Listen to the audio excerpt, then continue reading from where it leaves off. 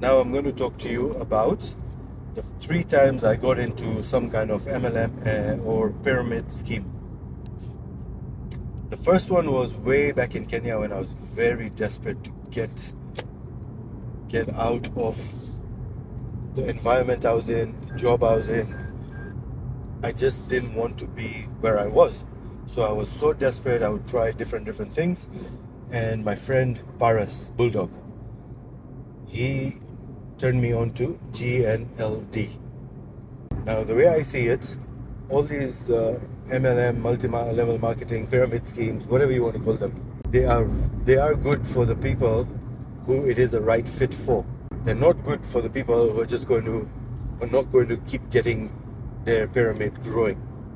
And I was not really in a position to grow that pyramid. It was me and my girlfriend that joined at that time, and it was all these health products and stuff like that. I remember seeing some guys who had achieved really well in their life, and they had reached like platinum standard and gold and diamonds and all that.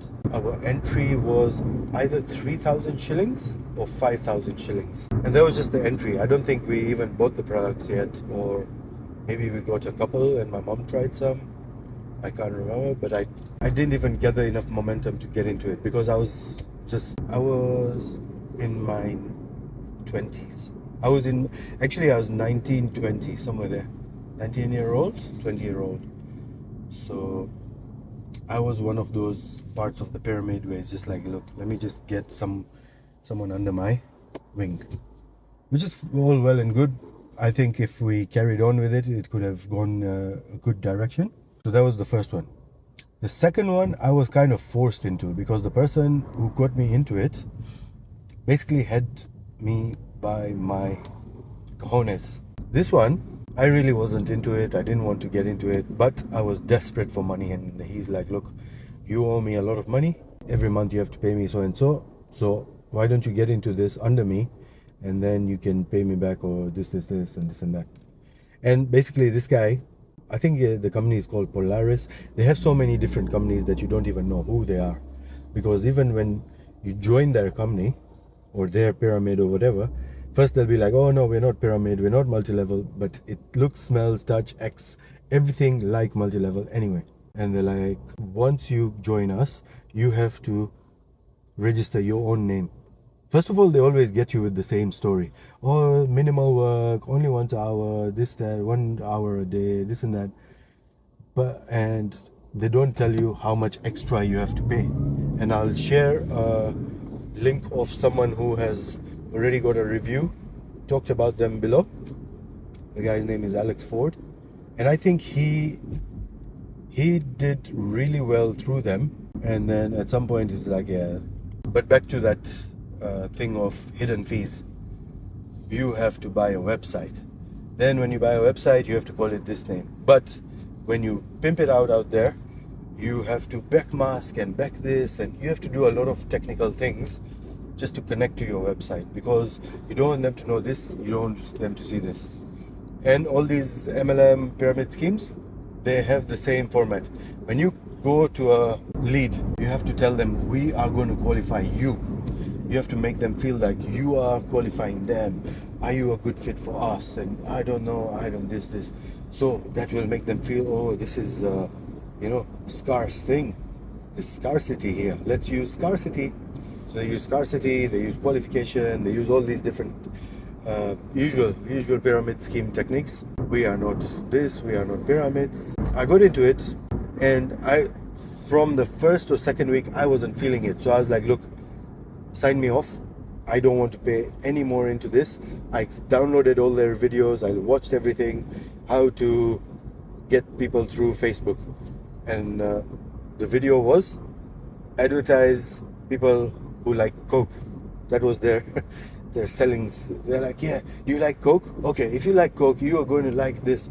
And Polaris is more like, if you know Tony Robbins, self-improvement books, personal development, all that kind of stuff. So selling those kind of things. And the guy's name is something Kreider, Shane Kreider and something. And they themselves don't have any bad rep that I know of. Next, I was working in a fuel station, a customer comes up to me. We're talking. He seemed like such a nice guy. So I was like, yeah, he seemed nice, this, that. And at that time, he was a chef. His name is Chris Patch. I still don't know what the name of the company is or what they do after 3 meetings. And that's OS. He's like, oh yeah, I'm getting into this thing, you know, network marketing. Have you heard about network marketing, this, that? I would like a meeting with you. Would you like to meet me? I'm like, okay, fine. I'll meet you in, I think it was Canning Vale Dome. Sent me. I'm like, okay, I'm ready for the pyramid scheme whole spiel. We're not multi-level marketing. We need to qualify you. Are you interested? I think you're interested. Tell me some more about yourself. You know, the usual. I'm going to give you that question like I'm going to investigate or interrogate you. So I'm like, yeah, this is what I'm into. Me and my wife, we've been looking at different things. We've looked at franchises. I've done affiliate marketing. I've done different avenues of different income, stock market, all that. And we're just looking to expand on that. Okay, well and good. So, my turn to ask questions. Can you tell me more about the company? What is it you do? I can't tell you that right now. I think we need to talk with your wife, because if the partner is not on board, then I don't think this is going to work and this and that. So I was like, okay, my partner's on board. He's like, yeah, but I need to meet her. And I was like, okay, I'll tell my wife, listen, just say you're on board. I need to know the name of this company and whatever. If they can't explain, if it doesn't make sense to you within a few minutes, don't sign up. Don't get into it. If they can't take no for an answer at that moment, then it's a 100% no.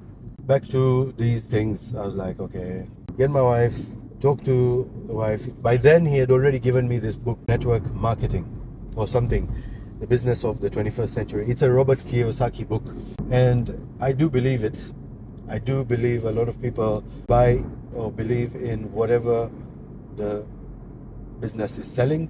How many people do you know you bought off because you've heard, oh, this is the thing. I got this new thing in my house. So network marketing is a very powerful tool. And after he primed me, he's like, okay, now that I primed you with this book, let's meet in Cobham Central Dome. Meet with my wife. Hi, hello, this, that. He came looking so bad.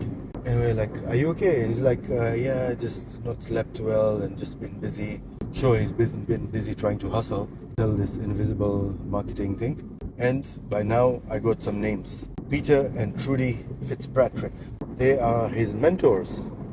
Before I make you meet my mentors, tell me more about you and what do you want. Back to the usual thing. Wife was not feeling it at all, especially because this guy is like 20 something. We are in a bus, late 30s, 40s, and he's talking about things he has no idea of. I'm a blogger. I summarize self-help books. I do a lot of things like that. And he had a really bad comment on bloggers. He's like, yeah, bloggers don't know anything. And I'm like, I told you I'm a blogger. And that's the reply you're going to give me back, you ignorant. So that rubbed me the wrong way. It's not the way to build rapport. The next thing, so both of us, we're from some place in Africa. Myself and my wife. So we tell him that. He's like, yeah, I really want to go around, you know.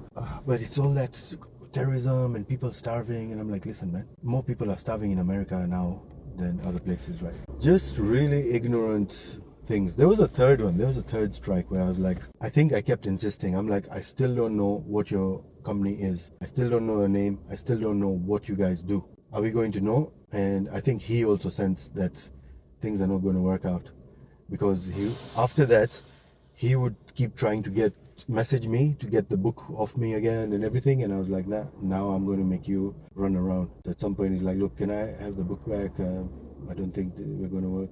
Actually, we didn't even talk about we're not going to work. He's just like, can I just have the book back? And then it just went off.